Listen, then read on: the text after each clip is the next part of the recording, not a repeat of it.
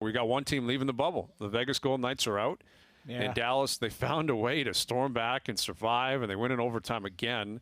And we were discussing the Seguin comments, and I guess we'll play this clip for you. I'm sure you've heard it, but he was asked about goal differential and how Dallas has been on the wrong side of that really throughout the playoffs, yet they're in a cup final. And here's what Seguin had to say postgame last night. It says analytics are overrated. No, I mean, it just says we find ways. We don't care. You know, in Colorado, it was kind of a goal-scoring match, and in this series, it's kind of more of our style of a 1-0, 2-1, 3-2, whatever it may be match. So whatever the game brings to us, it's how we're going to play, and you know, we just find ways to get the job done. So that felt to me like an impossible answer. What's he supposed to say? Colorado should be going to the Cup final or Vegas? Like, how's he supposed to answer that without basically saying, cool stat, but I really don't care? No, that might have been the more honest way of answering it, and I'm sure he doesn't care, and why would he?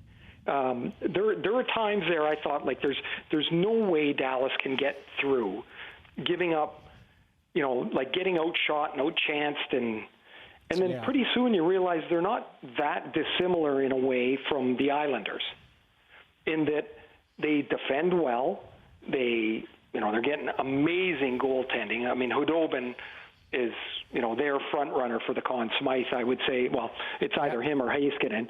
And then they're kind of opportunist on whatever I didn't think they were going to be able to score like they have. That's been the biggest surprise for me, and I'll tell you, I had them out in my little playoff pool that we have at home here. I had them out in round 2. So I didn't see this for sure. No, I agree with you. I thought Vegas was a better team. I thought Colorado was a better team. But ultimately, it really doesn't matter. It makes no difference how you got here, and you don't have to explain yourself to anybody. No. You're there, and you should be happy. And I found the clip from DeBoer postgame about the Demko jinx really strange. And if you missed it, this is what happened after the game last night. He was being asked about their scoring issues, and Vegas had a tough time getting on the board. And here's how Peter DeBoer tried to explain it after the game last night. You know, you have to credit Dallas for part of that for sure, and Dallas's goaltender for sure. You know, there's no doubt that the last couple games of the Vancouver series against Demko probably rattled our confidence a little bit in that area as a group. Honestly, up to that point, I thought we were creating a ton of offense. Is that whole weight, you know, you beat Vancouver, so why do they still factor into what happened against Dallas? I would think I think what he's trying to say is that our big guys, the guys that didn't score in the last 6 games against Vancouver and all through this series, they got their confidence broken.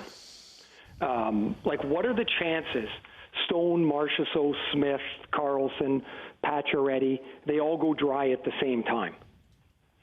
Yeah. Like, you got to think, like, man, we got enough guys. Somebody's going to break out here, and none of them did. None of them. So what was their great strength and I would say their difference maker to other teams became neutralized. And I don't know if you ever felt this or not, but, like, you know, you should be able to turn the page once the series is over. But if you haven't scored in a while, I think, like, for myself, I'd be like, damn, I haven't scored in 2 weeks here. I'm not helping anything. Well, and you think when a new series, yourself.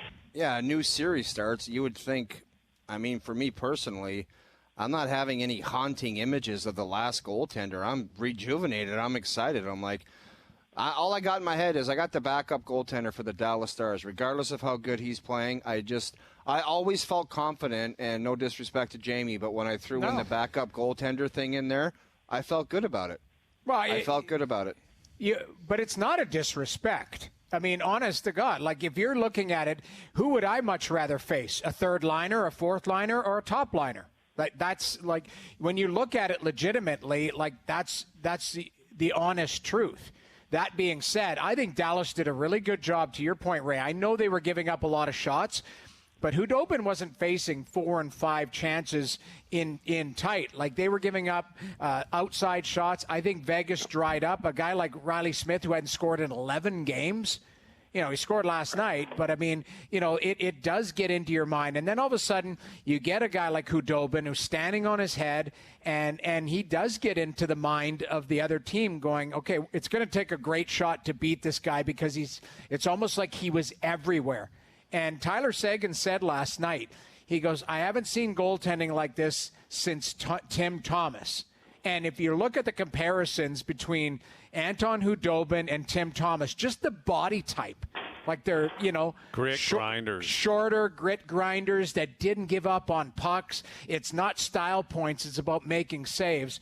Both these guys are getting it done. The only difference is Timmy Thomas had an 18-month stretch there where I don't think there was a better goaltender on the planet. Khudobin's had a couple nice years where he's been in the platoon system, but he is a traditional. He's Do you think more Bishop of a two. will be sniffing around the bubble? Is he knocking on Don't against even start. against Don't even Tampa? start. Against his former team, Tampa, that would know his no way. It's Khudobin. I don't let him in the coach's office. If he wants to sniff around and give it the old, I think no way. No way. You're not making a change from Gump Worsley here? This guy's on fire, man. Yep. How about when he's, you know, his gear doesn't look like it fits, that neck guard looks like it's too big.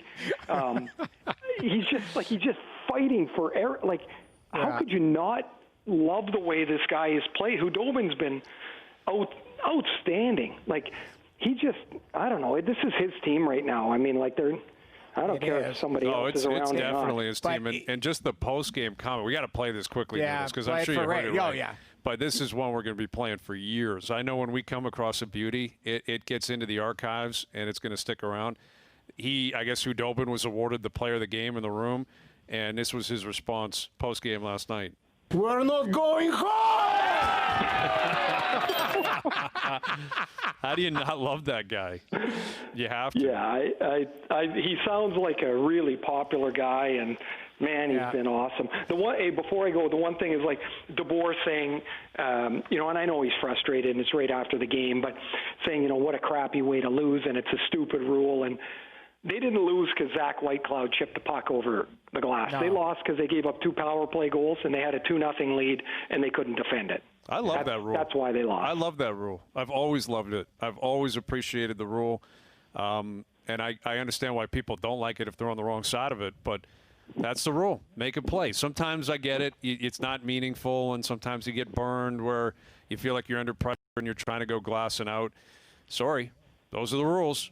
Yeah, you put it clean over the glass, then you should be penalized. It's Make cut and dry on that one. It's not goaltender interference. It's not subject to interpretation. It's cut and dry. Mm-hmm. Like, that's a cut and dry rule that you you can't argue it. And you're right, Ray.